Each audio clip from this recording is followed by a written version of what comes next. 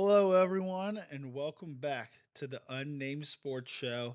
I'm your host, Ryan. I'm joined by Jason and Jerry. How we doing, fellas? Doing We good, doing man. good. A Doing little sad. good.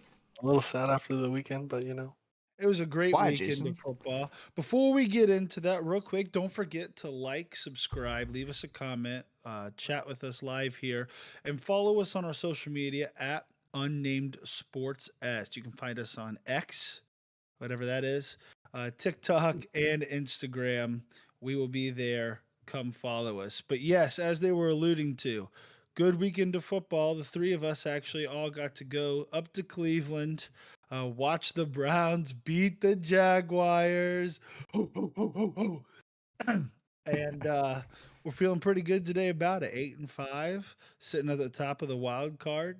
Jason, coming off the loss. I mean, maybe it'll turn around. nothing. I'm sorry. Trevor Lawrence shouldn't have played that game, in my opinion. He threw a couple bad balls out there. I think he was still not ready to play. But that being said, I had a good time. Fans were booing me a little bit. We had some back and forth talk. Nothing disrespectful. We're not in Philadelphia, but still a good time. I thought so. I thought it was a great time. I loved that they were giving it to you, but you were throwing it right back at all of us. You took it well, you gave it well, but at the end of the day, you wore that Miles Garrett jersey out of the stadium. Yeah. Oh, Uh, oh, Tough tough. luck. Tough luck. Jerry, Broncos, another dub. I mean, you beat up on a Justin Herbert-less Chargers team, but another win, and you guys are firmly in that wild card hunt. we are in the hunt still got a couple games to claw back into it, but hey, Justin Herbert was in for like the first half and he didn't look good in the first half. We were really putting the pressure on him. I'll tell you where we won the game. We stopped the Chargers from getting any first downs on third down. They were 0 for 12 on third downs and 1 for That's 6 on fourth down.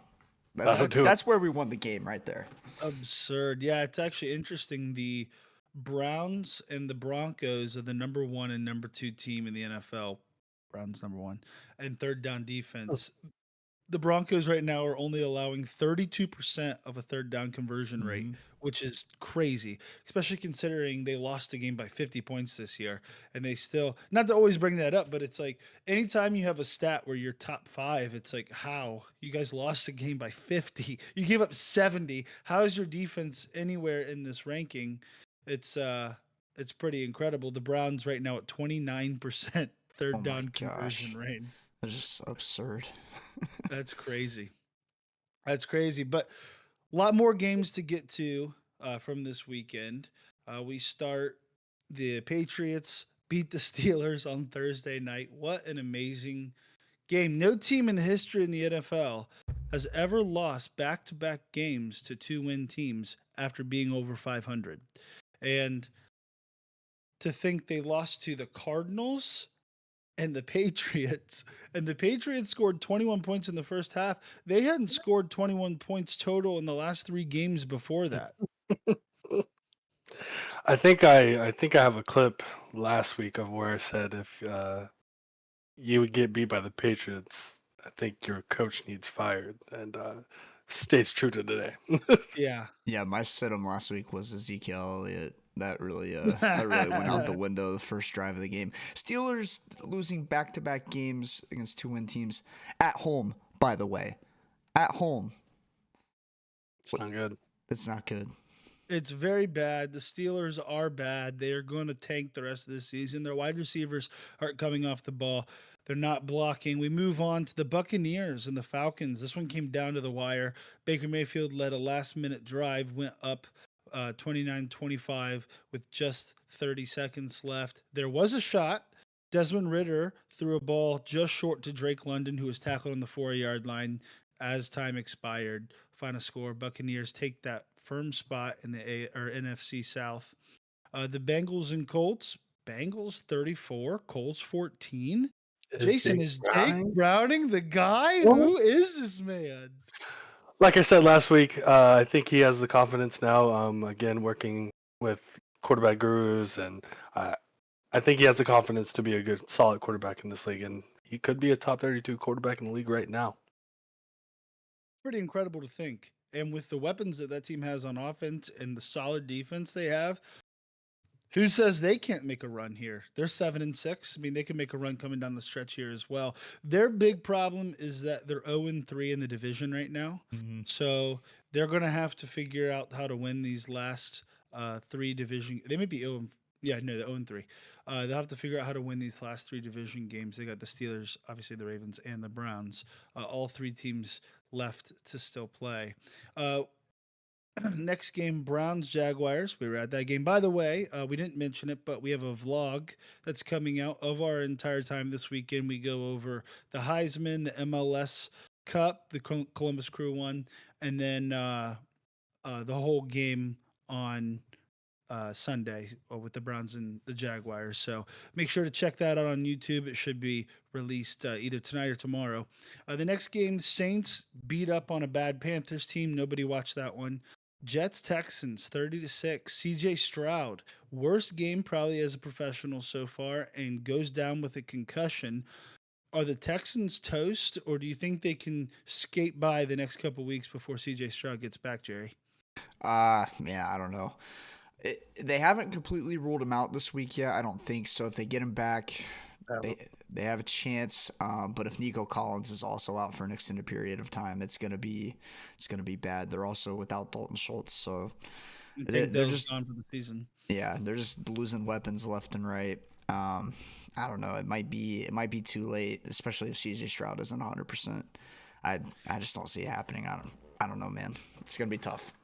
Yeah, they already didn't have a great weapon room, and then now they lose all three of their main targets, as well as one of the best performing quarterbacks in the NFL and one of the most electric rookies we've seen in a while. It's hard to tell. It's hard to see them being able to turn it around with Davis Mills.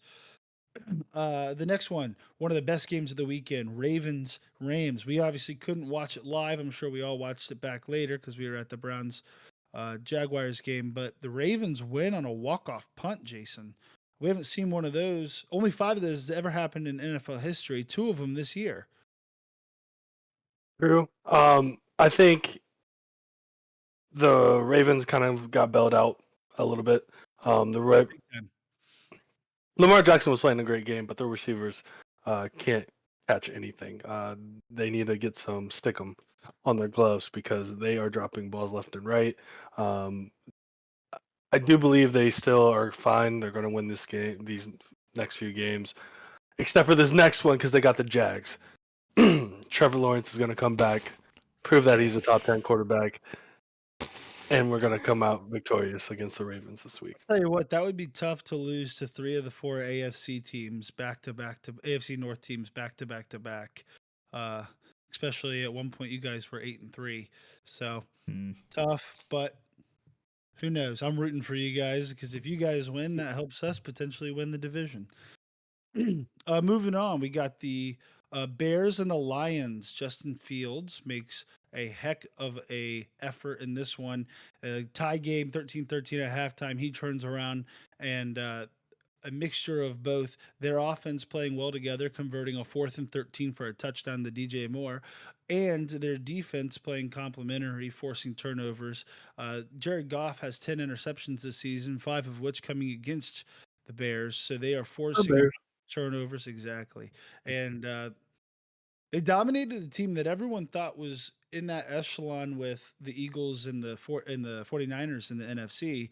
And it's becoming very clear that the Lions, while much better than they normally are not, I don't think they have not gotten to the point where you can consider them that A plus tier of the NFC. Moving on, the most boring game of all time, Vikings Raiders 3-0. Haven't had a game that low scoring, I think, in 50 or 60 years. I saw the stat the other day, but I'm not remembering it. I was really Uh, rooting for the 0-0 tie there. I know. That would have been It amazing. was so close. Absolutely amazing. 49ers Seahawks. 49ers continue their streak of dominance against Drew Lock, 28-16. Drew Lock, former Bronco, came out. He didn't play too bad, did he, Jerry? I mean, Yeah, he played okay.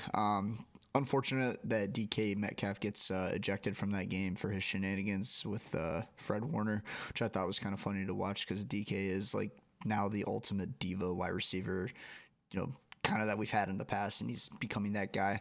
But the 49ers are going to be the 49ers, even on a Brock Purdy interception. That really wasn't his fault.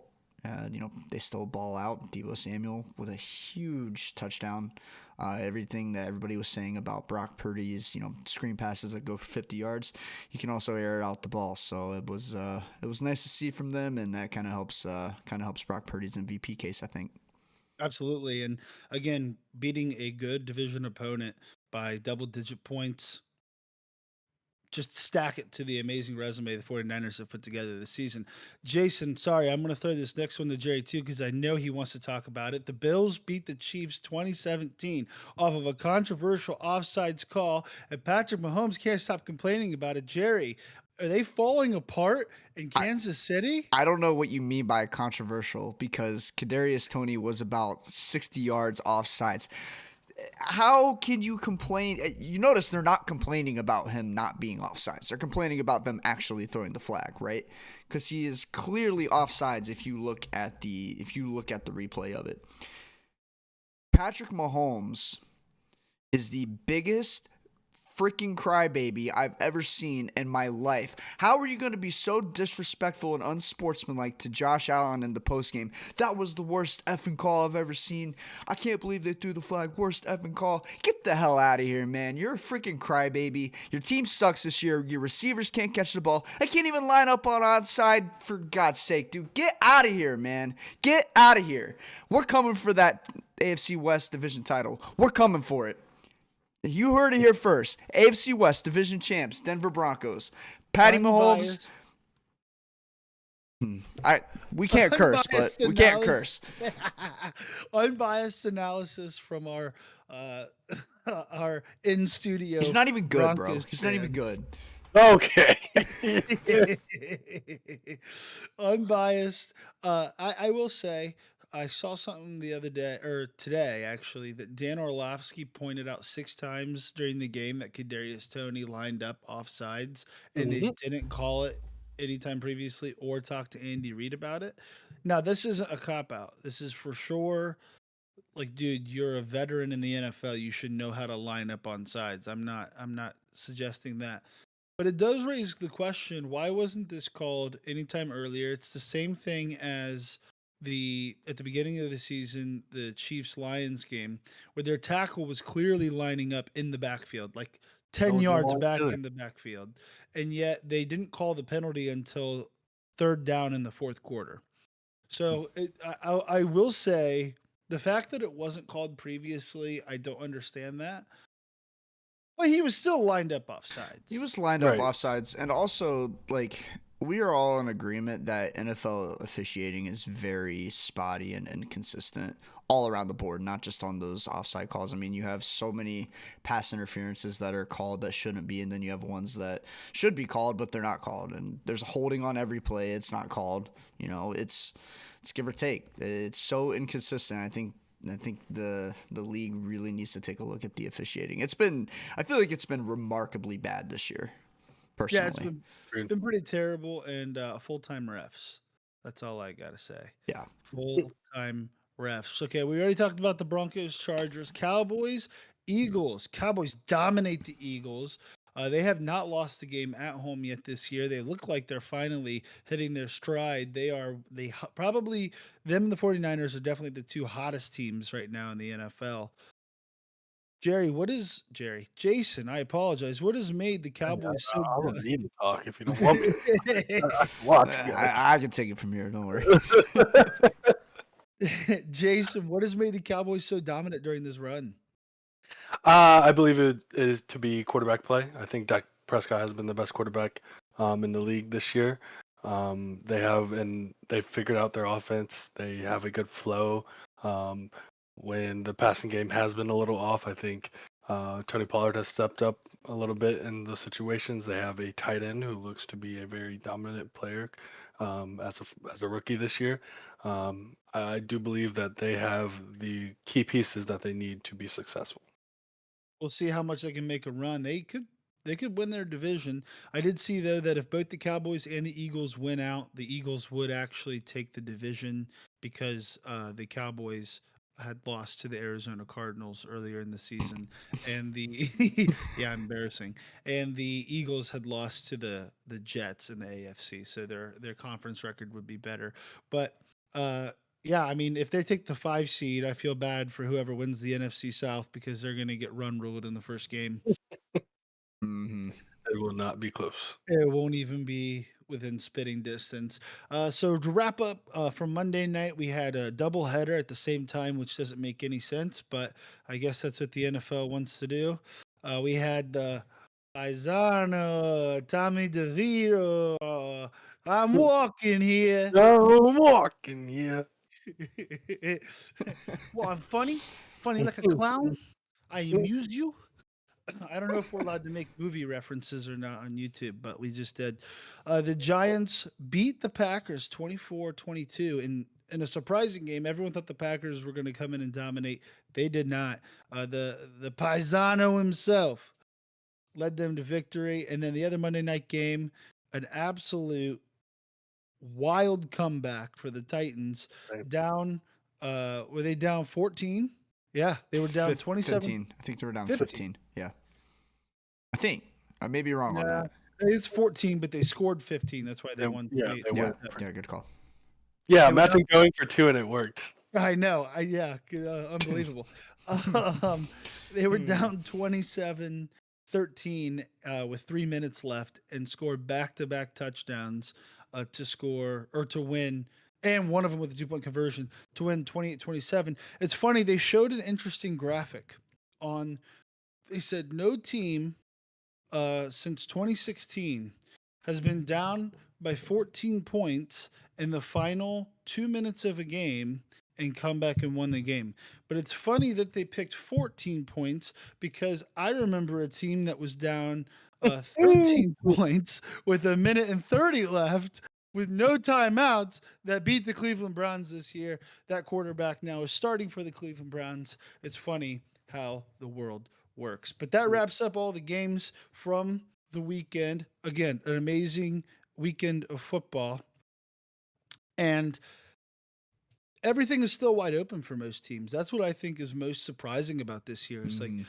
there's maybe 3 teams that have separated themselves from the rest. Everything else is up for grabs. And even the 3 teams like the Ravens could technically still lose the NFC or AFC North at this point. Mhm. Yeah. The AFC's got Sure. 6, 7, and 6 teams right now. It is Yeah. crazy. What is it? There's 24 teams, I believe, that are still able to make it to the playoffs right now, and that's insane to think about. And we're going into week 15. Is that right? Yeah, 15. Week Gosh. 15. Crazy. That's sad Season to is hear. rapidly, I know, the season's rapidly coming to a close. We only got 4 games left, folks. 4 games for 4 weeks of games, not 4 total games, but 4 weeks of games left. Make sure to appreciate it. We're starting to get Saturday games this week, which is going to be amazing. Moving on to our next segment, we have we're changing it up. This I think might become our rotating segment. Maybe we'll figure something to keep here permanently. I don't know. We'll see. But we're starting this week with each of us have put together a list of our top 10 quarterbacks in the league currently that are active. So players like Kirk Cousins, Justin Herbert are not going to be included in this because Deshaun Watson, because they're all out for the season. But players that are currently active or will be like CJ Stroud's on the list, but he's someone that'll be coming back. So all of us put together a top 10, and we're going to just show those to you and then debate a little bit amongst each other's lists. See if we can come in with the real list, the best list. And we're probably going to start with that right now with mine. I got at number 10, Trevor Lawrence. He's had a pretty good season. Tough day against the Browns. 3 picks, not great. Number 9, Jared Goff. Again, these two probably would have been higher up earlier in the season, but because of these last couple weeks, they've kind of fallen off a little bit. Trevor Lawrence had a good game against the Bengals, but Yep, and Jared Goff has looked like a fraud. But yeah, go ahead. No, continue. for the majority of the season. Who has a better record? Oh yeah, the Lions do. Who's done better at home? Oh yeah, the Lions have. So I mean, I don't know. Yep. Quarterback stats. Mm, Yep. All quarterback stats. Yeah, who mm. has a better touchdown to interception ratio? Jared Goff. So I mean, who has more yards? Jared Goff. Like what are we talking about here? Number 8, C.J. Stroud. He's had an amazing rookie season. He looks great. Number 7, Jalen Hurts. He's been a little up and down the season. Some games he's looked fantastic. Other games he has looked less than fantastic. But I'll tell you what, his team right now is 10-3. They are for the most part, finding ways to win games the last 2 weeks, barring the last 2 weeks. And he has spurts where he looks even better than he did last year. And then he's having a little bit of a fumbling problem, which is why he's not higher up on this list. He was an MVP favorite through the first 10 weeks of the season. He's fallen off a little bit. Have him at 7. Lamar Jackson Mhm. at number 6. Lamar has kind of stayed steady all season. He's been very solid. Their team has only been trailing in the fourth quarter in one game this year. Ironically, even though they have 3 losses, the only game that they were trailing in the fourth quarter is actually a game that they won. But he's looked great even without his top pass catcher in Mark Andrews. He's really elevated Zay Flowers. Odell's starting to come along. Rashad Bateman kind of is looking like a bust in the first round, but we'll see if he can put it together before the end of the year. But the Ravens are just a really good team.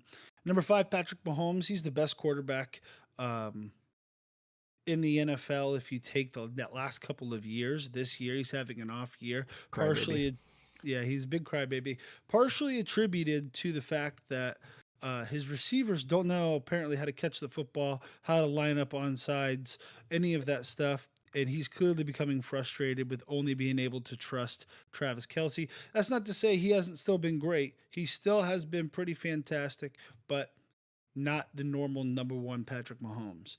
Number 4, Tua. Tua's also looked pretty fantastic this season, but I think a lot of people could look fantastic if they were throwing to Tyreek Hill.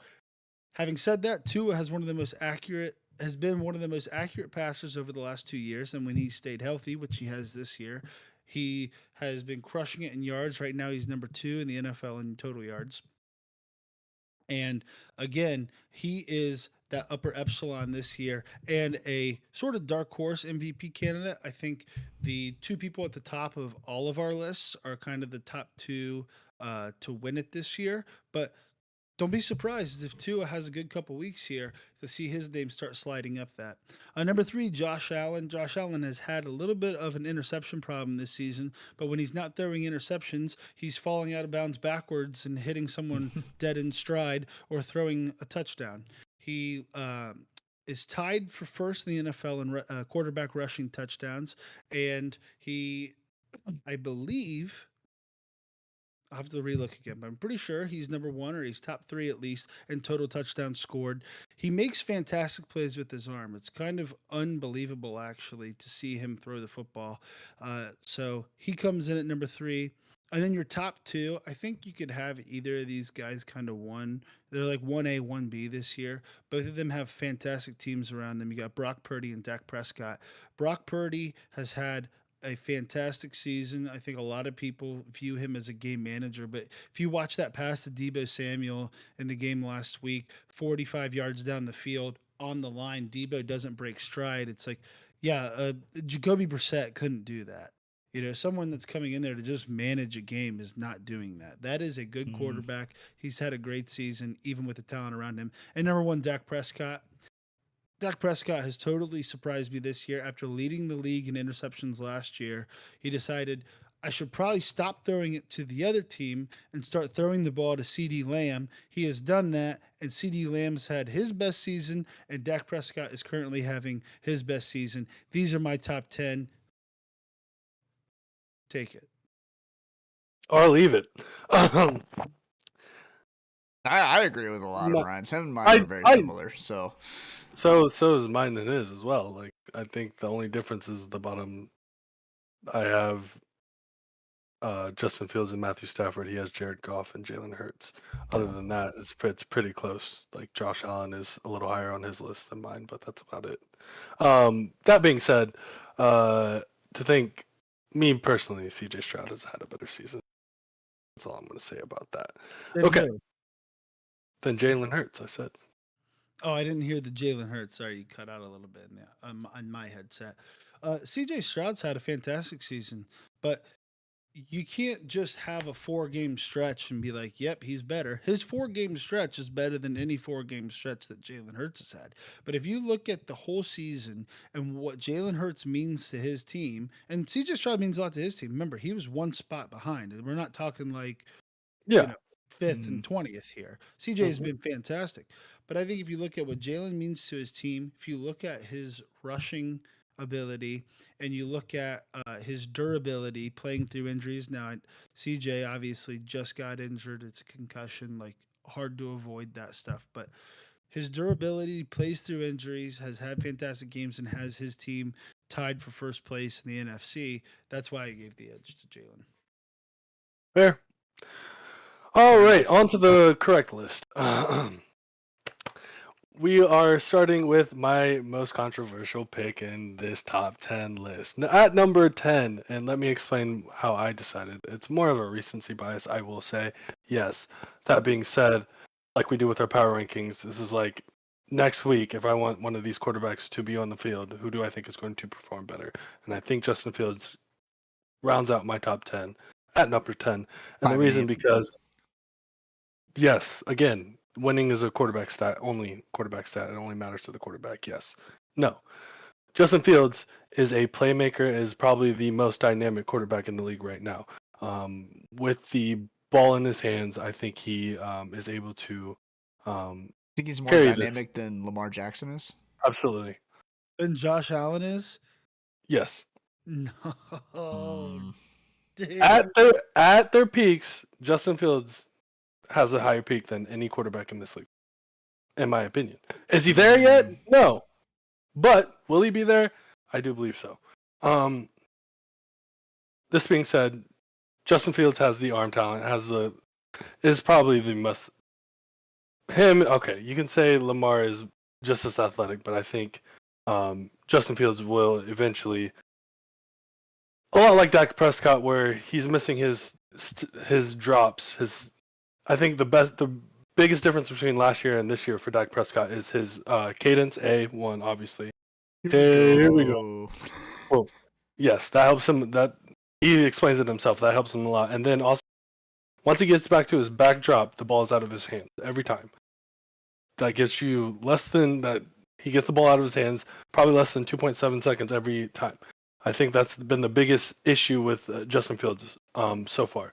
I think that's a pretty easy fix, as you saw from Dak having the most interceptions to being an MVP candidate this year.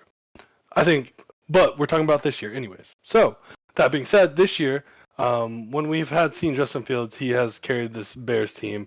Him and DJ Moore, the great additions. I think Justin Fields playing kind of out of his mind, but nobody really wants to give him the credit because everyone's like, oh, they're going to get a top pick. Blah, blah, blah. No. Matthew Stafford, second. After he came back from his injury, has looked incredible. Yes, he has great weapons to throw the ball to, but some of the throws that he's making crazy. Also, some of the catches, but you have to have the throw to make the catch. Trevor Lawrence. Trevor Lawrence, again, I'm not a stat warrior. I do not look at stats. Yes, last week, terrible game. Again, I don't think he should have been playing last week. That being said, if we look previously last couple weeks, dude has been playing out of his mind as well. He is very accurate, is making the smarter decisions not to force the ball, except for again last week. I'll talk about that. To force the ball and the coverage, especially in the red zone. He's looked really efficient in the red zone, whether that is deciding to take off and run or not, just not forcing throws again. Next, we have Patrick Mahomes. Patrick Mahomes, like Ryan said, is the best quarterback in the league. Yes, no doubt. But again, off year, that I think has a lot to do with weapons. Lamar Jackson. Lamar Jackson has probably been one of the more consistent quarterbacks this year. Hasn't had the flashy stats, but again, consistency is carrying his team. And also, like if he had the help of some some more, if he had more depth at wide receiver, if he had honestly just people that could catch the ball, like their drop rate is terrible for the Ravens. Josh Allen, I always give flack to. He's in my top 5. Why is he in my top 5? He's played amazing. Uh, Again, like Ryan said, bar the turnovers that everyone wants to focus in an eagle eye on. He's been carrying this team as well. He especially that Eagles game. If you look at pretty much everything but that interception he had, you look at all those plays that he was making, ridiculous. CJ Stroud. He had a play this week against the Chiefs where it was 4th down, and he literally just stops, pump fakes 3 times, and then, like, with just his wrist, throws Looks, it 20 yards on a line. I mean, it was absurd. I didn't mean to interrupt, but no, you're good. You're right. Yeah, no, like thank you. Yeah, he yes, he is very dynamic. Again, I think at each other's peaks, I just believe Justin Fields has the higher peak. That's all I'm going to say about that. Do I think Josh Allen is more dynamic right now? Absolutely. But that being said, he's at 5. Justin Fields at 10. Don't fucking throw my name in the mud. All right. CJ Stroud. Oh, sorry guys. It's okay. We'll edit it out. It's Cover fine. your ears at home. Okay. CJ Stroud. CJ Stroud is at number 4 for me over Josh Allen, over Lamar Jackson, Patrick Mahomes, and you don't see Jalen Hurts here at all. CJ Stroud is top 4 for me because I do believe, for the same reason he believes that Jalen Hurts is the reason his team is winning, I believe CJ Stroud is completely the reason why his team. If you were to tell me before the season started that Nico Collins, Tank Dell would have been so dynamic this year, I would have said you're lying. You're lying. It's not going to happen. Dalton Schultz, was he great with the Cowboys? Absolutely not. Did he have a good quarterback? Yes, he did. Does he look great this year before he gets injured? Yes. Mm-hmm.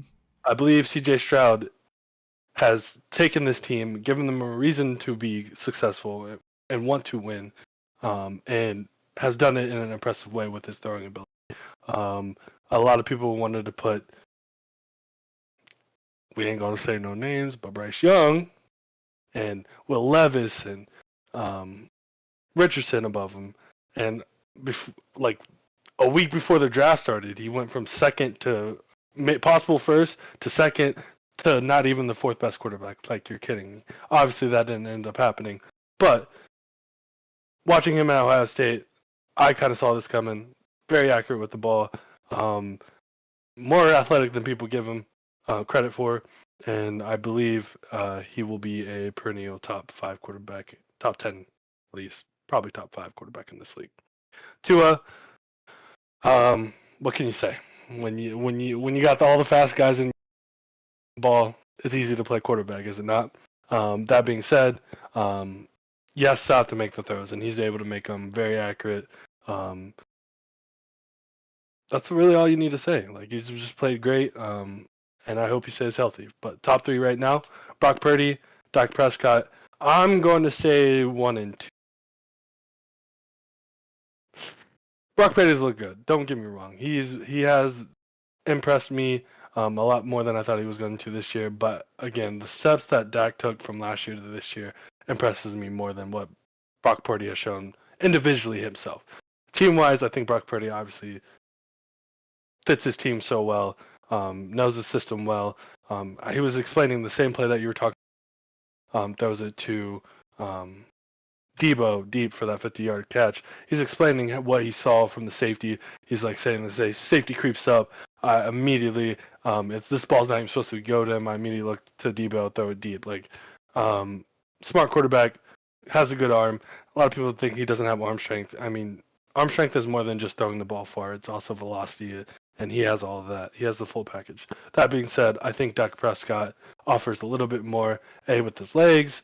And again, I think Dak Prescott just has the game figured out finally. I think this is the Dak Prescott you will be seeing for the rest of his career. Again, whether that's because of his cadence, because of his drop back, I think he has everything cleaned. He has the weapons, and he's able to make every throw. That's the correct top 10, and if you don't like it, You're wrong. I don't like it. I don't either. Leave it. Leave it. Okay. You guys already saw the top list. Do we even need to, Jerry? I mean, I'm just kidding. I can speed run it if what you do want me to. got? Nah, I'm just joking. Jerry, what do you got for us? All right, I'm going to start from the top and go down. I think, we've already hammered out Dak and Brock. It's pretty clear 1 and 2 right now. I put Tua at number 3. When you have guys like Tyreek Hill and Jalen Waddle, Mostert and Achane coming out of the backfield, it's pretty easy to play quarterback. Like Jason said, just throw the ball up. They're going to go get in. They're going to run for 1,000,000 yards. It's pretty easy to play quarterback. But Tua's also making a lot of good decisions back there. He is taking care of the ball, and he's doing a really good job of reading plays. When they do their RPO, he's doing a really good job of knowing when to hand the ball off, when to pull and run it, and also when to hit that slant route. Maybe even pitch it to the outside.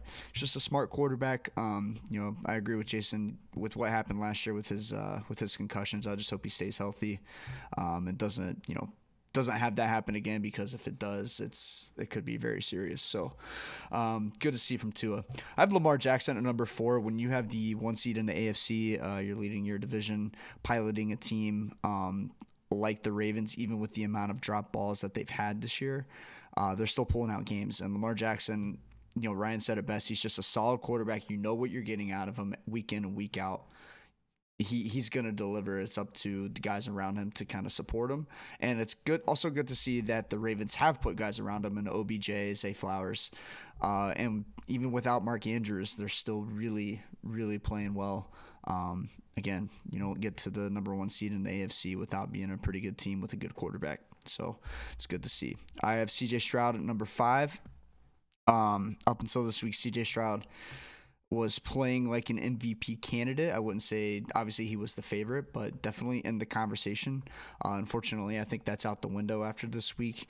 But still playing really good ball, especially for the number 2 pick being a rookie. He's really made strides within the last couple of weeks. Even in the absence of Tank Dell against the Broncos, he lit it up with Nico Collins. I think Nico Collins had like 190 something yards. Is that correct? Like, just unbelievable.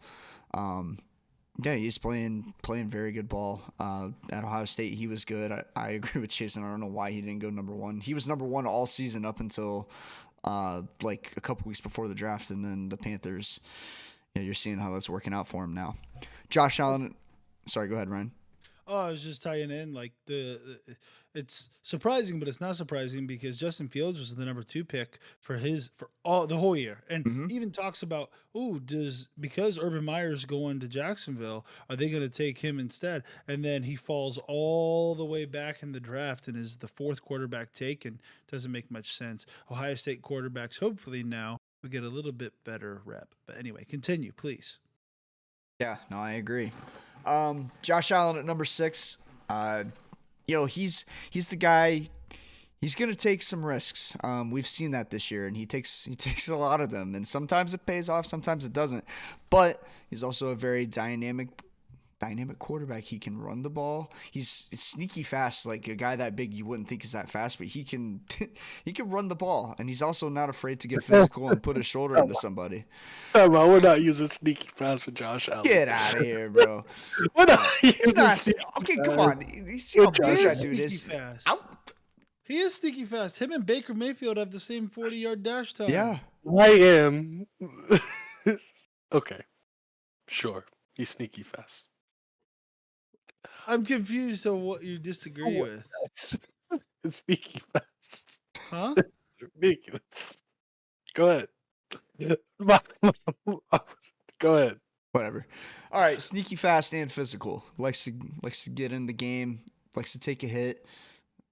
He's just probably gonna get hurt bad one of these days. But again, a guy that he's leading the league. I looked it up, Ryan. He is leading the league in total touchdowns. I think he has 35. Jalen Hurts is second, I believe, with 31. Yeah, he's not that good though. Push.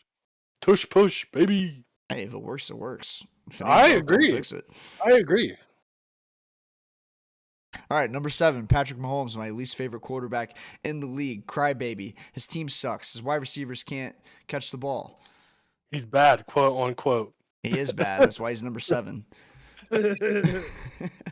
No, look, we all know what Patrick Mahomes is. At the end of the day, there's probably going to be an argument to be made once his career is over that he could go down as the best quarterback of all time. It's, he's already got 2 Super Bowls under his belt. The guy can play lights out. He can get the job done, even if he sounds like Kermit the Frog. But this year, not so much. He doesn't have anybody to throw to besides Travis Kelce. And with Isaiah Pacheco out last week, they couldn't really run the ball. Even with the lights out defense that they have, they are sitting at 8-5, only 1 game ahead of the Broncos for the division. The Broncos, who started 1-5 this year. Got to play better, Patty. Number 8, Matthew Stafford. Coming out of his injury and getting Cooper Kupp back, he's played amazing, leading his Rams team. I think they were sitting at 3-5, 2-5 maybe. Now they're in the playoffs. They're in the 7th seed, I believe. 6th seed, sorry. They're in the 6th seed. With a guy like Puka Nacua who came out of nowhere, just absolutely lighting it up. And when you have a Super Bowl winning quarterback like Matthew Stafford, anything can happen. Those guys are going to make the playoffs. Number 9, probably my most controversial spot, Jalen Hurts. If you had asked me 4 weeks ago, Jalen Hurts probably would have been the number 1 guy. He has not played well since the Chiefs game. They did not look good against the Chiefs. They did not look good in the first half against the Bills. It takes them too long to get up and running. Even if he's second in touchdowns, that's fine. He's got to step his game up here in the next couple weeks if he wants to earn a little bit more respect from my top 10 list.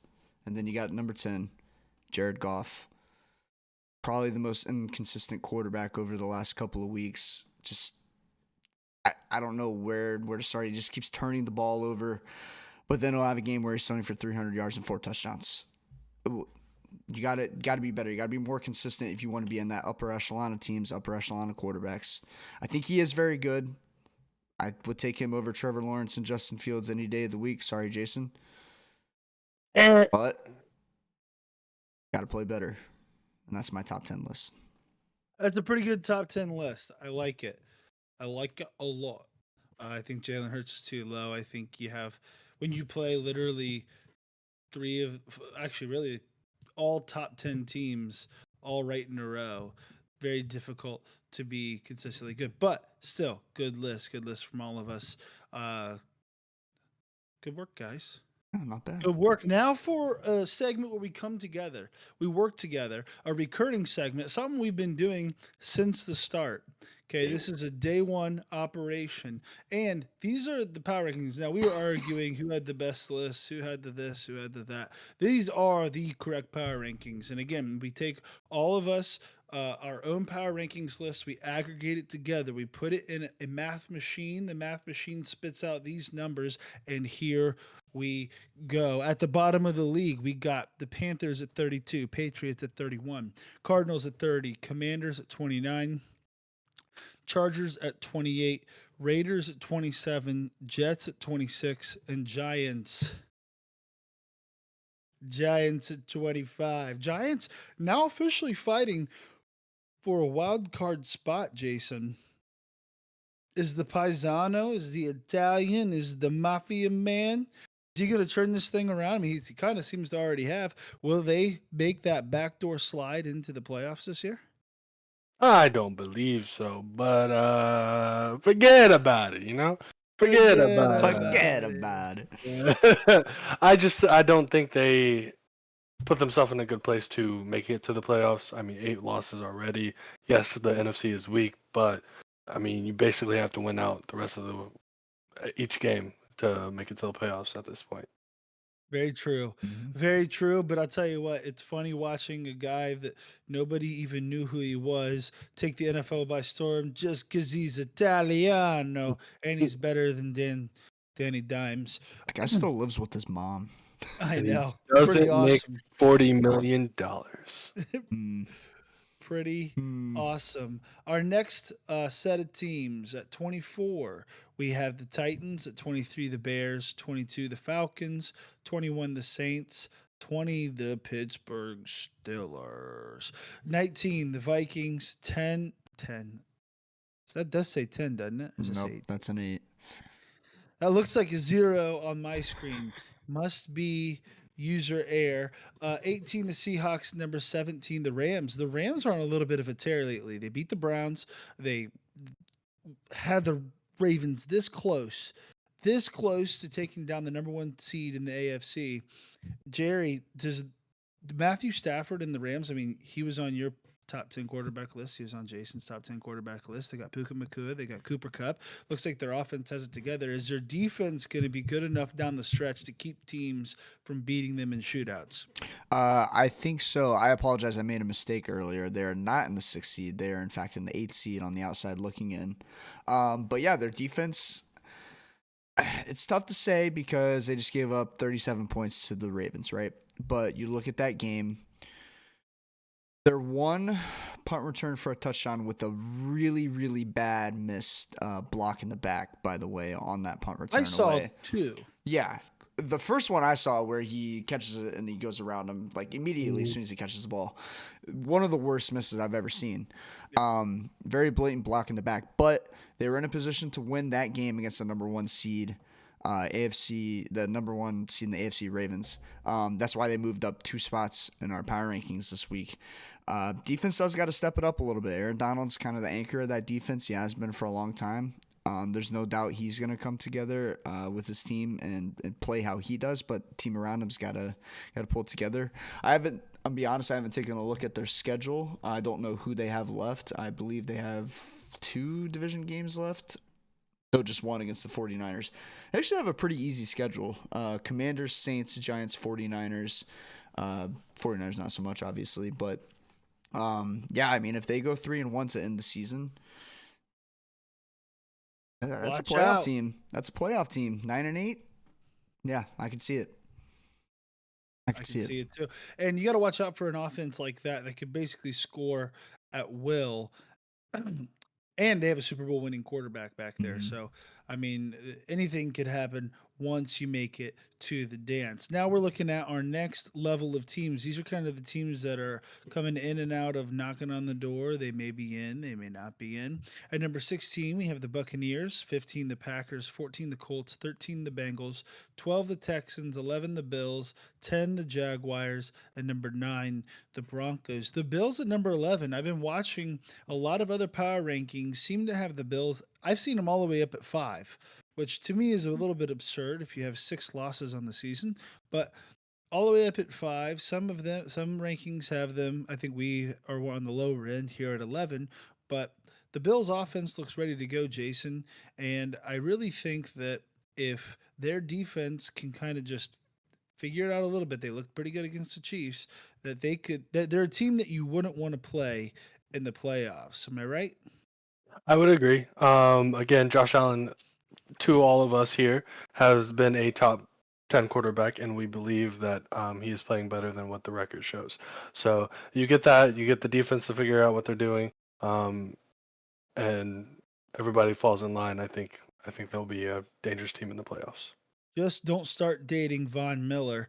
Okay, top 8 teams in No, the he didn't. No, NFL. he didn't. That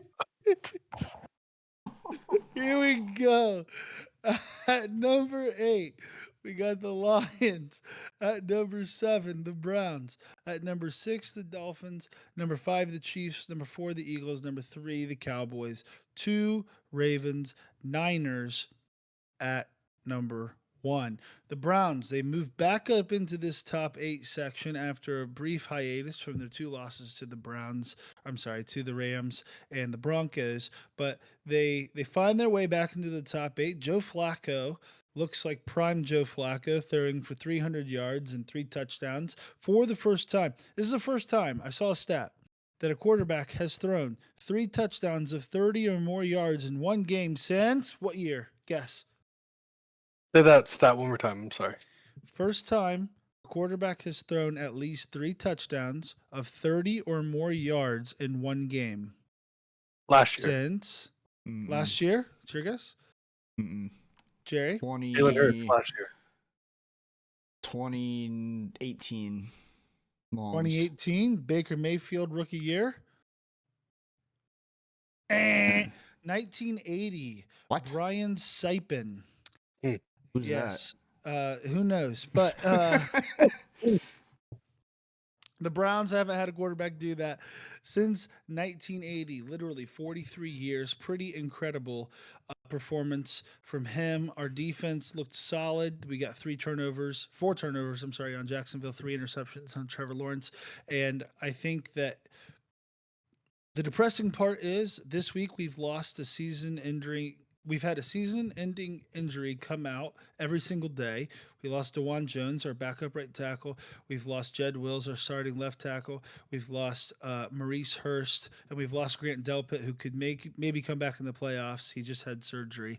So all of those guys out for the season, and potentially Obo Okoronkwo, who is second on our team in sacks right now. So definitely major losses. But what gives me hope is that we have had a next man up mentality all season. We're 8-5. We seem to have figured out the quarterback, and I think we'll start to get a couple players like Denzel Ward and Ethan Posick, our starting center back. I think we can make a run, and then up at number 1, 2, and 3. So the Ravens move up 1, Cowboys move up 4. Jerry, do the I think all of us had the Ravens at number 2. What keeps the Ravens above the Cowboys to you? Yeah, I think our top three all were the same. Yes. 49ers, Ravens, Cowboys. Um, and the Ravens have beaten a lot of good teams this year. They're playing. I mean, they're playing really good football. Even in some adversity against the Rams this week, they were still able to pull it out. They're just kind of one of those teams that's been solid all year round, right? The Cowboys we were kind of iffy on because they hadn't beaten a good team. They hadn't really. This is the first team that they've beaten in the Eagles that were over 500 this year. So we were kind of on the fence a little bit, but then they come out and just absolutely womp the Eagles, right? So obviously that propels them up. But when you have a team like the Ravens that's beating a lot of good teams week in and week out, number 1 seed in the AFC, especially after this week, with the Dolphins were holding it, and then they had their debacle against the Titans. It's just you got to keep that team above them until they falter, and that's how I'm seeing it, and that's why I got the Ravens ahead of the Cowboys. Yeah, it's definitely difficult to penalize a team even after they win, even watching the Cowboys have a massive win. But yes, Niners remain atop of our number one at our number 1 spot, and they don't look like they're looking back. These have been our Mm-hmm. NFL power rankings. If you have any issue with them, just know you're wrong. These are correct, and they will continue to be correct as we learn new things as the season progresses. Also, real quick, I just wanted to shout out my mom. She's typing in the chat right now. She's a huge Niners fan, so she loves to see the Niners at the top of the list. Yeah, Ooh. Brandy, well, we love you typing in the chat right now. Niners number 1. Just remember the last time you went and saw the Niners, what happened. Don't forget. Ho, ho, ho, ho, ho, ho. She'll love that. I'm sure Oh she man. will. I'm sure she will. So, moving on to our next segment, we got again on reoccurring. We're going to talk a little bit about Thursday night football. We got the Chargers at Raiders, 2 pretty bad teams right now. We're looking at AOC, the good one though. Aiden O'Connell No facing pause. off. No pause. Facing off against the Chargers, Raiders 3.5 point favorites. They really must think very poorly of the Chargers at this time. I'm not sure why the Raiders are favored. Jason, I mean, is that who you'd favor in this matchup, even with 2 backups playing? No Keenan Allen. No Justin Herbert. It's the Austin Eckler show. No, we're not taking the Raiders. They look so bad on offense last week. 3 points? Are you kidding me? 3 points is the only points that were scored, and they lost. So they had 0.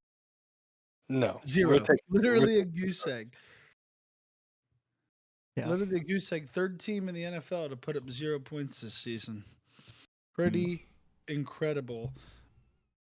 Quite incredible to see them as favorites. Kind of a game that, again, another stinker for Thursday night. Probably a game at the beginning of the year. Everyone thought, okay, at least the Chargers will be in playoff contention at this point. They aren't. They don't have their starting quarterback. They don't have their best wide receiver. The Chargers are starting Aiden O'Connell. They still got Max Crosby, I guess, and you still got Khalil Mack and Joey Bosa to watch. But no, who am I missing in that? I think Joey Bosa's out. Is he out? I think he's out. That's how much Yeah. I've been watching the Chargers this season. Not much at all because they're not very good. But what is good, even though we haven't won one yet, what is good is what's sitting right over Jason's shoulder right now. It's that moon.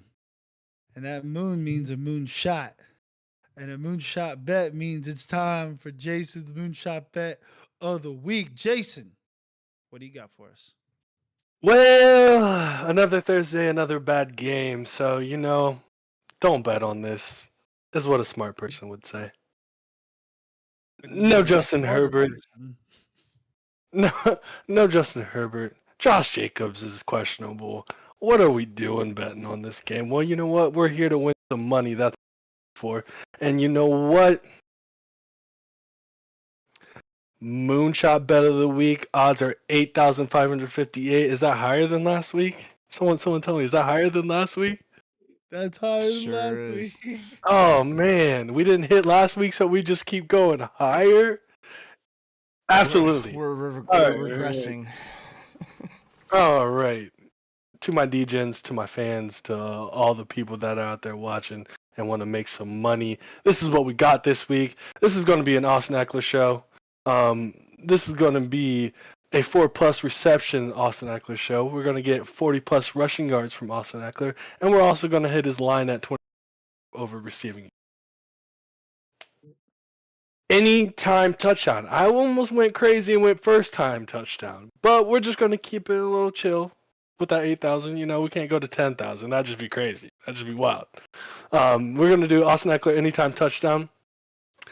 Again, backup quarterback's hurt. Who's the safe option on that team? Questionable tight end. So they're going to be throwing the ball to Austin Eckler. He's going to get his receiving yards. He's definitely going to get 4+ receptions, something I believe he hit in the last 5 games. 40 rushing yards, easy.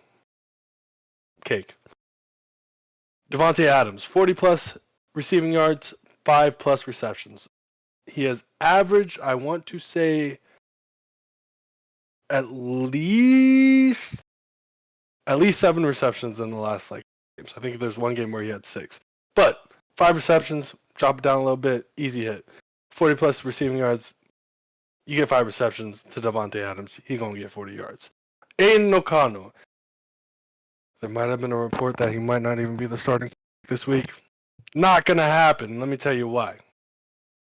The Raiders rallied behind Aiden O'Connell. They didn't like their coach. They didn't like the quarterback that was playing. They rallied behind Aiden O'Connell. The players wanted Aiden O'Connell. The players are still going to want Aiden O'Connell to lead them, even if they get 0 points. He's going to get at least 1 passing touchdown. Hunter Renfrow, 2 receptions, easy. Slot receiver, dump him off, quick plays. Jacoby Myers, 25+ yards, something he's hit in the last 5 games as well. Aiden O'Connell, over 1.5 rushing yards. Aiden O'Connell, the quarterback that can't run, over 1.5 rushing yards. Listen, he's gotten at least 2 yards in, 5 games this year. One of those games, guess where he got 3 yards? Where? Against the Chargers. 1.5, easy hit. I think last week Ryan had a little sticky note, and you know what it said on it? Check. All right. Aiden O'Connell and Easton, I believe this is going to be a do or die situation for obviously both teams. I mean, they're not going to make the playoffs. Let's just be honest. But these teams have solid rosters. I believe that they're going to want to still be aggressive. I mean, last week Raiders get 0. They're going to be a little bit more creative in the passing game. Aiden O'Connell's going to get over 194.5 yards. Easton Stick, without 17 attempts that Justin Herbert had about 175 yards last week. He's going to get 190.5. Easy money, check. You see that? Oh, yeah. You mean like this? After this week, I'm going to be like prime time. I'm going to be like, bring me my theme music. You know what I'm saying? We're going to hit this week to the moon. Taking the over for both quarterbacks in this game is wild, man. One would have to be freaking crazy. I'm here for it.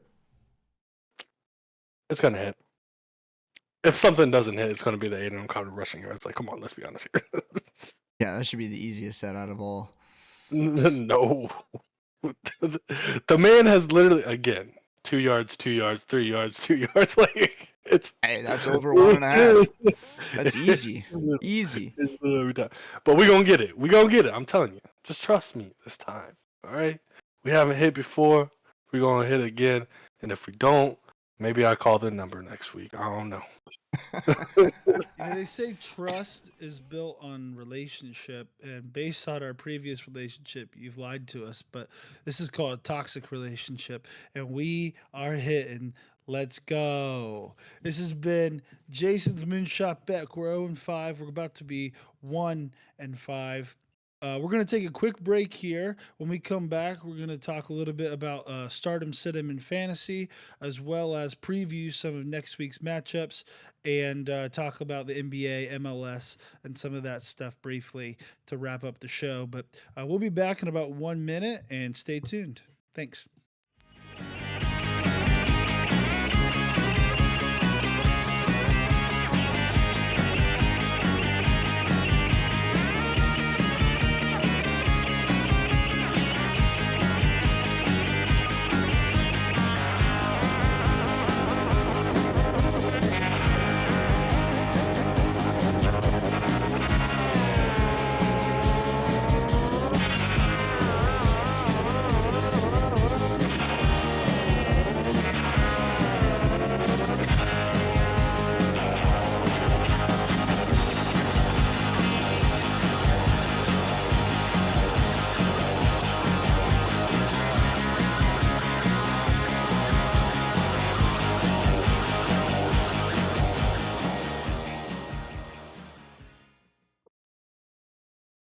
All right, welcome back to the Unnamed Sports Show. Again, don't forget, like, subscribe, leave us a comment. Make sure to follow us on our social media at Unnamed Sports S. You can find us on TikTok, on X, Twitter, whatever that is. That's not a adult website. It is just Twitter. I don't know why they went with X. And we're also on Instagram. Some of Sunday's matchups. We got some good ones coming up Sunday. Before we're going to talk about today, first up on Saturday, we got 3 Saturday games this week. 2 of the games we're going to talk about are on Saturday, so make sure to tune in for those. First one, Steelers at Colts. Colts -2.5 at home against the Steelers. Steelers and Colts both at 7-6, but the Steelers coming off of back-to-back losses to 2-win teams. Colts coming off of a massive loss. Big loss to the Cincinnati Bengals. Jerry, what do you feel is going to happen in this game? It's kind of, again, another battle between backup quarterbacks. The Colts offense, other than last week, has been pretty good. What do you see happening in this one? Yeah, I mean, if you look at this game, you got both teams sitting at 7-6. Kind of a must-win for both teams, if we're being honest here, with how tight that AFC playoff race is. It's no surprise to me to see the Colts at 2.5-point favorites. I think they stick with that line. I think they do cover it and pull out the game. I think the Steelers are just too bad on offense. Mitch Trubisky is not going to be the guy to get it done. And you alluded to it earlier. The receivers just look completely discombobulated, disinterested. Just don't want to be there. Michael Pittman Jr. is having a heck of a season. Absolutely his breakout season. And Gardner Minshew has come in and really led the boys to a nice, a really nice performance. Unfortunate loss to the Bengals last week, but I think they bounce back at home this week against the Steelers and pull it out Saturday afternoon. Yeah, I will both agree and hope for that outcome, considering we have a win over the Colts, and I hate the Steelers. So definitely rooting for the Colts to take them down and continue their tanking for the rest of the season. I hope they end terribly. Moving on to the second of the three Saturday games, the last of the Saturday games, we have the Broncos, Jerry's Broncos, taking on the Lions. Largest line for the Saturday games. Lions 4.5 point favorites at home against the Broncos, who have looked really good lately. Again, starting 1-5, they now are 7-6. The Lions coming off of two back-to-back very poor performances, still favored. How do you feel about this one, and what do you think the outcome is going to be, Jerry? Nobody believes in the Broncos still. After the last 6 weeks, going 5-1, or sorry, 6-1 the last 7 weeks, going 6-1 in the last 7 weeks. No one wants to believe in the Broncos. Against the Lions, I kind of understand. The Lions are the kind of team that can really force the Broncos into bad situations. Jared Goff in that offense is very, very explosive. They can score at will if Jared Goff doesn't turn the ball over. You know what Denver does best? They force guys to turn the ball over. So if Denver can force some turnovers like they have during the stretch, and Russell Wilson can hold on to the ball and play a good game, just taking care of business, maybe another moonshot to Cortland Sutton over the top.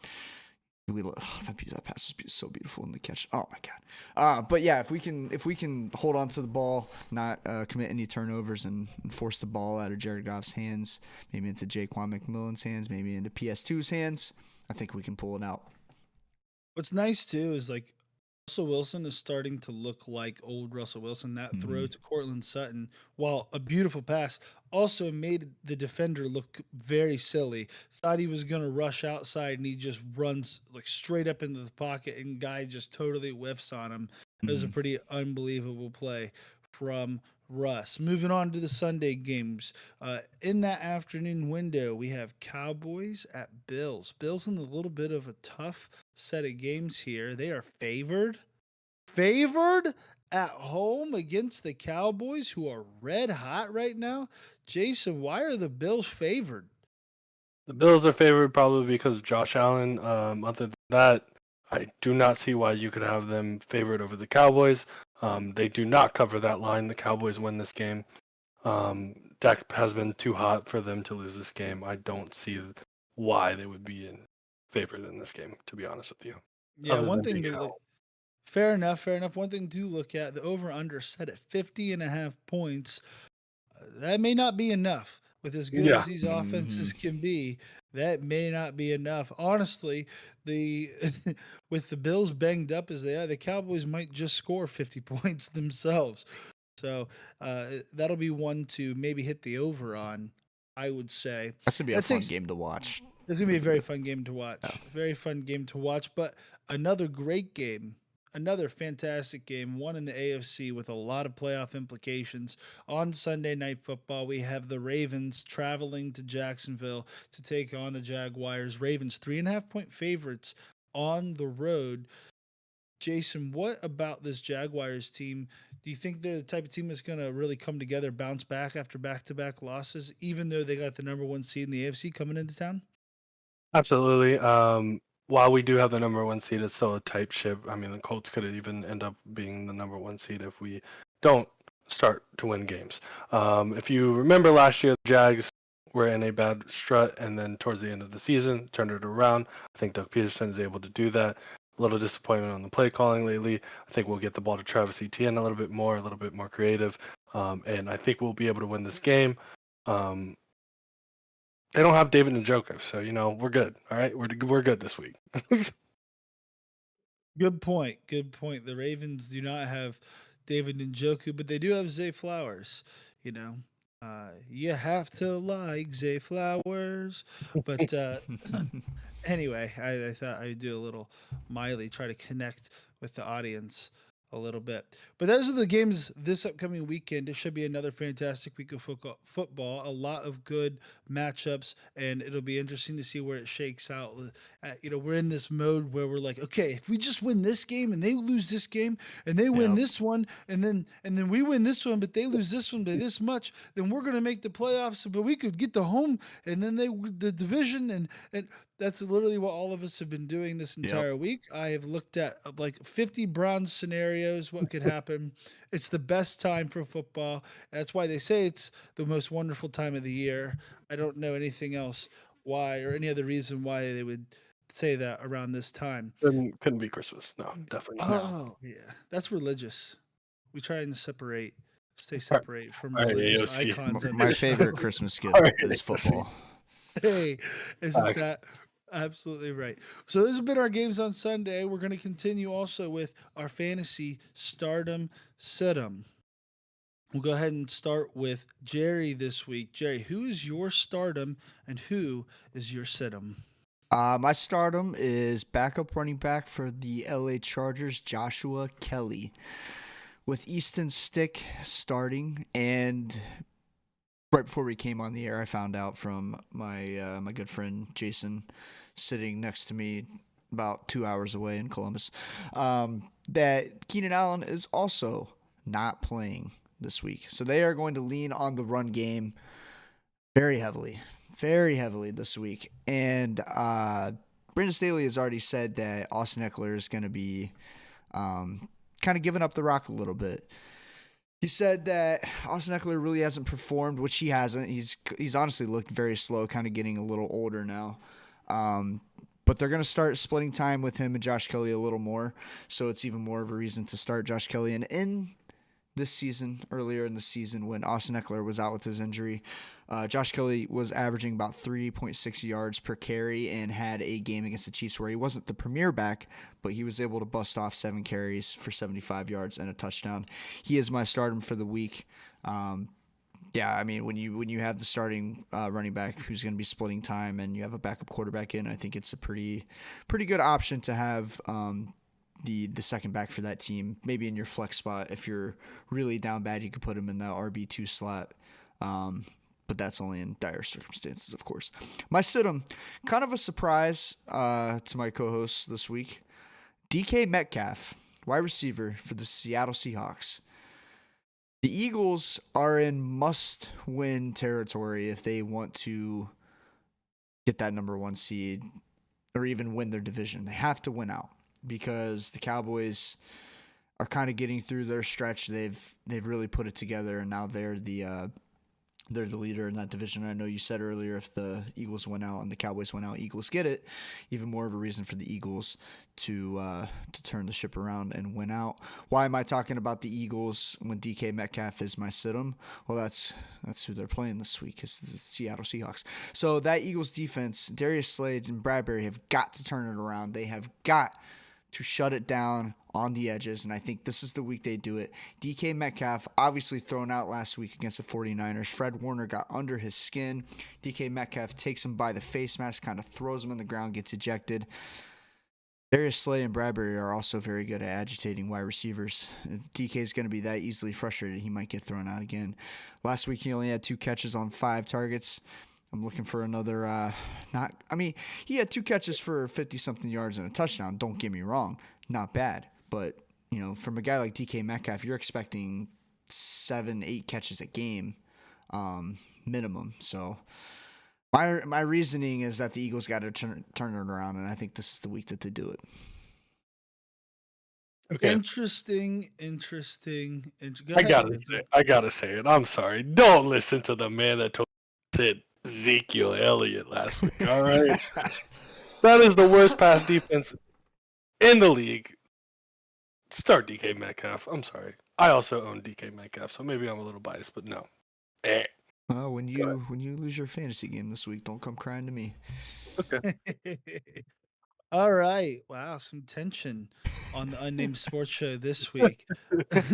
Moving on, Jason, give us your start and situm for the week. My start is someone I personally watched my team get beat by live. All right, start David Njoku. watch live again. He's the one that is a favorite in these targets, especially with Flacco at the helm.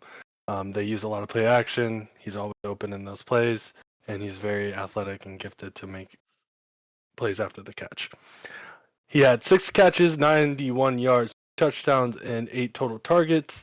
Has averaged 9.5 targets in the last 5 weeks, 6 being the lowest, 15 being the highest.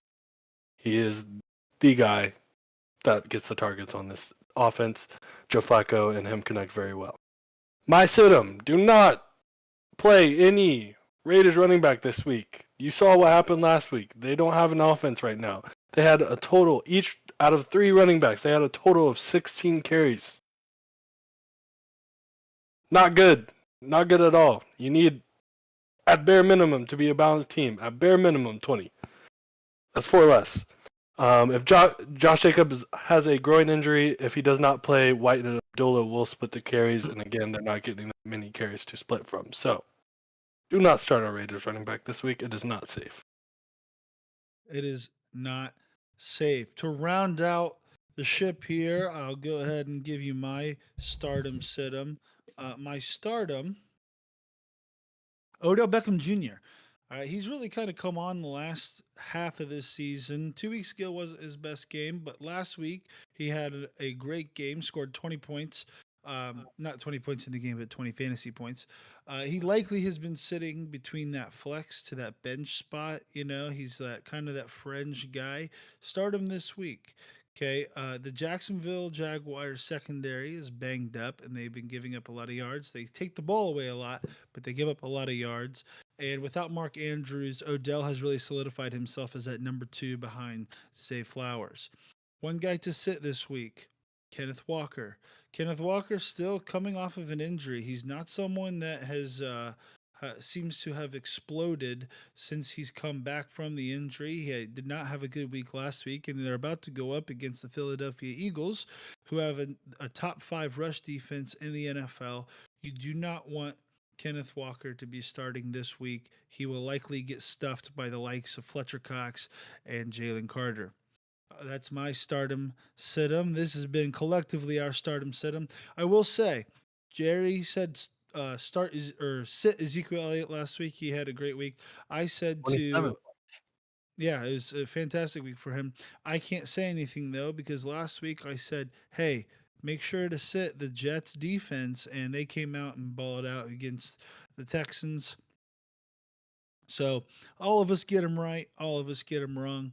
Don't take this But it shows you advice. how dumb we are on the show. You can't Yeah, take anything we say. we're 0 Hold up, 5 hold on on, hold Blue on. Tip bets, and stardom Hold on, situms ain't doing too good either. hold on. My stardom said it did good. Park my Nah, shit. nah, nah, nah, nah, nah, nah. Bro, your stardom got a Get lucky Justin Fields in your touchdown. top 10 quarterbacks. Get out of here. Your stardom got a lucky no false start call on a touchdown where we had no pressure. Right? I Look, don't want to hear it. it's only illegal if it gets called, baby. Yeah, well, it still was a bunch of BS. But that wraps up our NFL talk for today. This has been obviously our longest talk on the NFL this season, but a lot of that has to do with the fact there's not a lot of college football to talk about right now, and there's not a ton of other things going on in major sports, so we extended that a little bit. But thank you for sticking around for the NFL. Switching gears, we'll start talking a little bit about college football here.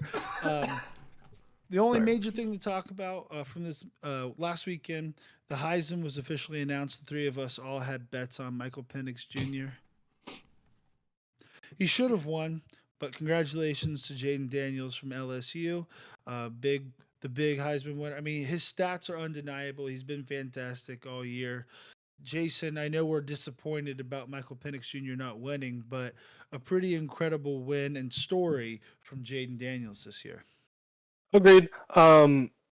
The only reason me personally, we put this bet in, I think, is because previously Heisman winner had to also have a team that was. That being said, if this is how they do it from here on, I'm not going to be mad at it.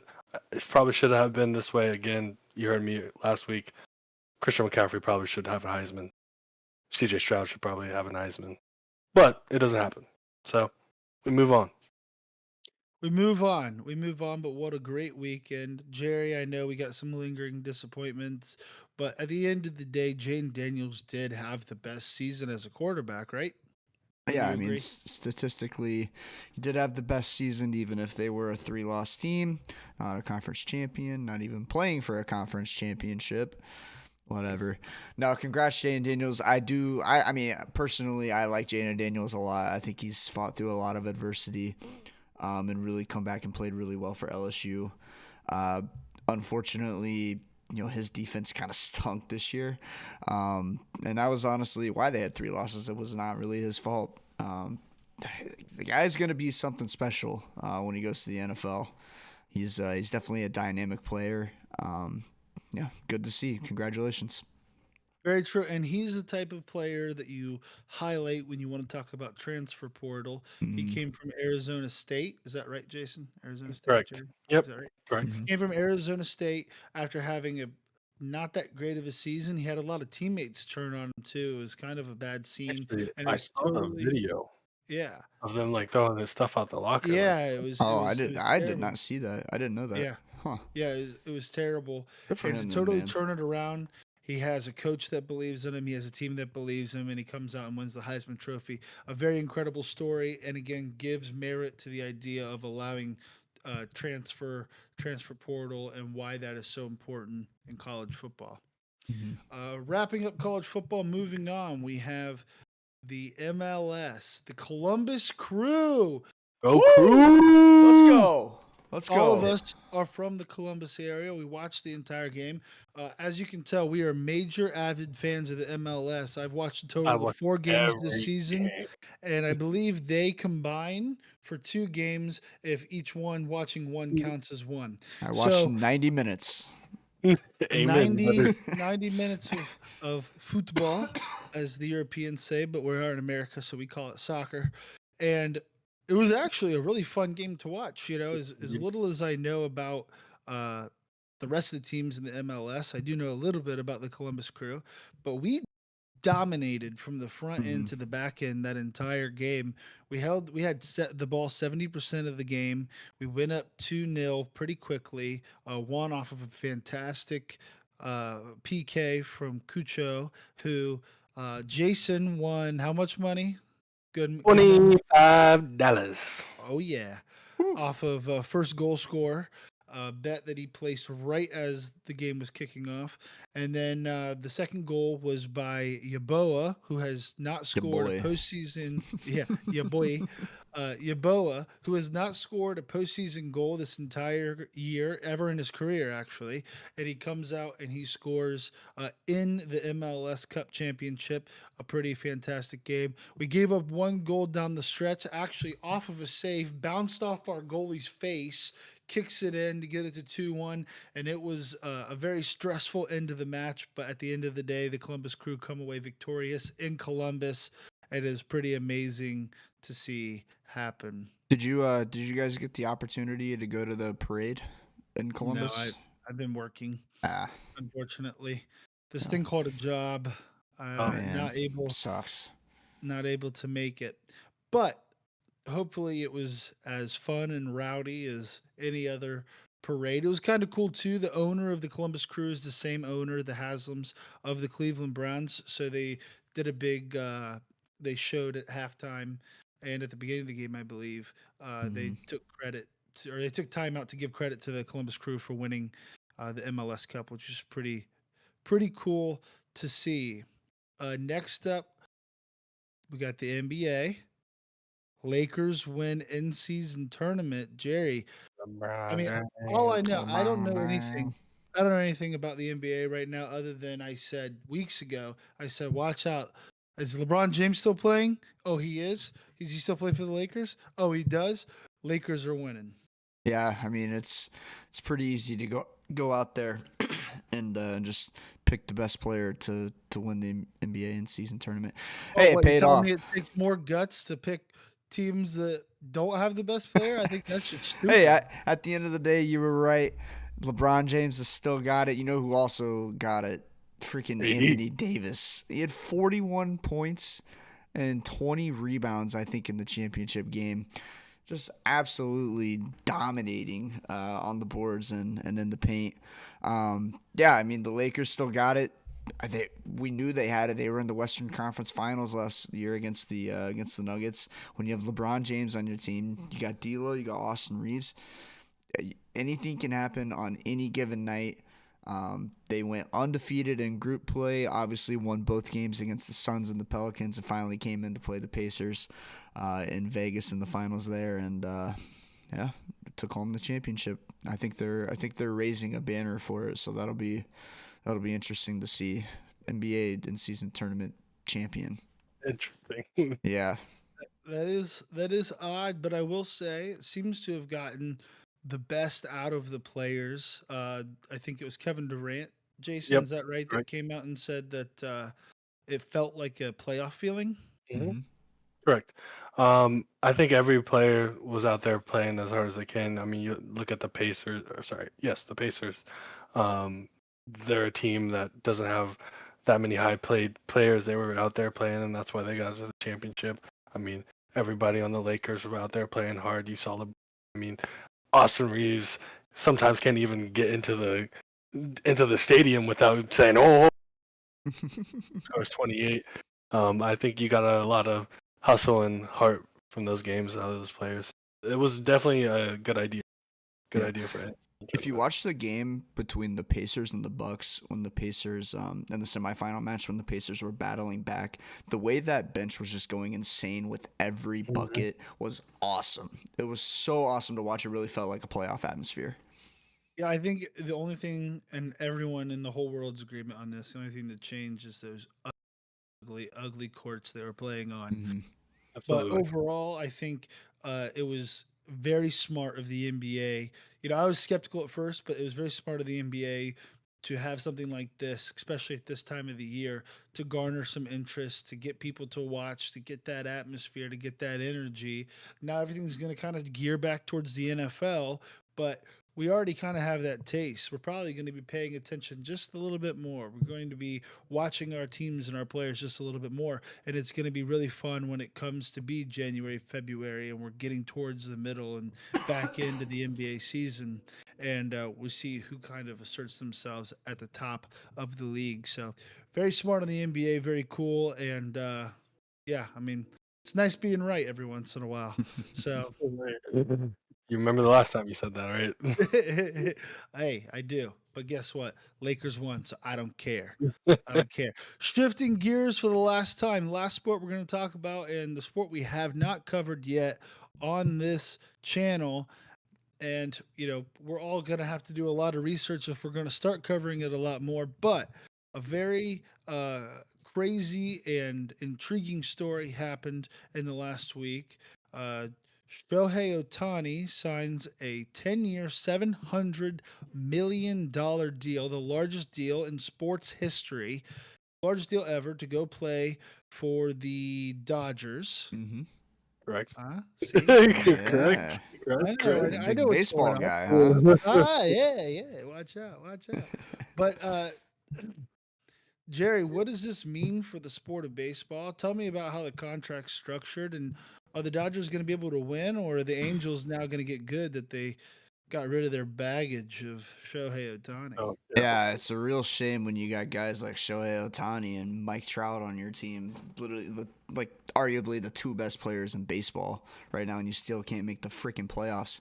But I mean, the Dodgers were already good going into this, right? They won the World Series, 2020, I want to say 2021 maybe. Nobody counts that. Hey, Cheater. a ship is a ship. Lakers did it too, so apparently their ship doesn't count.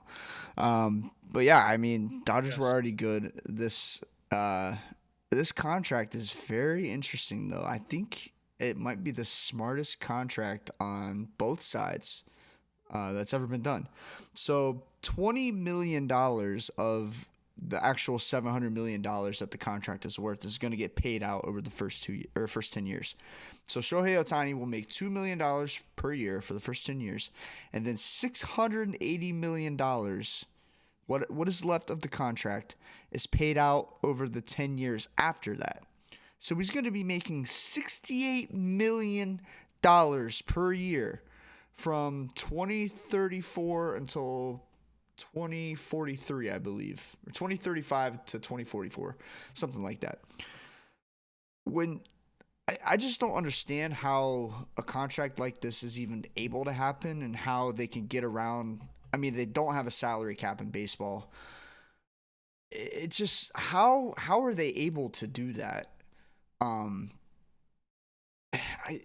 I'm like baffled by it because I've never seen anything like that happen. I know the Mets kind of did something a little similar with Bobby Vanilla back in the day, but he was only making $1 million per year for like 30 years or something like that. It wasn't $68 million a year. I think he's gonna be making every 20 innings that he pitches, he's gonna be making $1 million. That is absurd. Now, does Yeah, that mean so let's say after the 10 years, can he go sign with another team? And let's say he's still putting up fantastic numbers. He's still one of the premier players in the league in 10 years. He signs a 5 year, $200 million contract, whatever, or $100 million contract, whatever it ends up being. Does that mean he would be making 68 million and beyond the Dodgers salary cap at $68 million, as well as like a $20 million cap hit to whatever team he's playing for at that point? I believe so. I'd have to do some more research on that, but I believe whatever he is contracted with the Dodgers for 10 years. So if he is traded, which I don't know who who would trade for him after 8 years, knowing you have a $680 million cap hit coming. But if he is traded within the span of that contract, and that contract is traded to another team, then I believe that team will be liable to pay him. But if he completes his entire 10-year tenure with the Dodgers, after that 10 years, I believe he is able to go sign with another team and make another contract, or like make more on another contract, which is just absurd. The From dude is set for life. Him, his kids, his grandkids, great grandkids, everybody. That contract is insane. from what I read, I don't know how official that was at the time when it first came out, but I believe that 68 million comes after he retires. So I'm not 100% sure if Hmm. he like if he's able to sign with a different team afterwards. Yes. But I don't believe that 68 million is offered to him till after he retires. Okay, I thought it was just till the end of the contract. What I read, I'm not 100% sure, but that's what I believe. I'm again definitely have to do some more research on that, but But Regardless, it's also that's a very lot of money. smart because he's had some really bad injuries over the past couple of years, so he's very injury prone. Um, Obviously, they still owe him the $680 million at the end of the at the end of the contract, but you're only paying him $2 million per year. What if he gets hurt? No big deal. Now maybe you can ship him off later for a team that's kind of looking for somebody like Otani to get them into the playoffs and maybe win a World Series. I think the smartest thing about it is now they can go attack in the free agency and go get better players around him. So Mm-hmm. now you don't only have to have two good guys, you can have multiple. Also, for him himself, he's only paying 2 million of that in taxes. Now, after that 10 years is up, he can go wherever he wants in California tax. So like Yeah. he's saving himself a lot of money as well.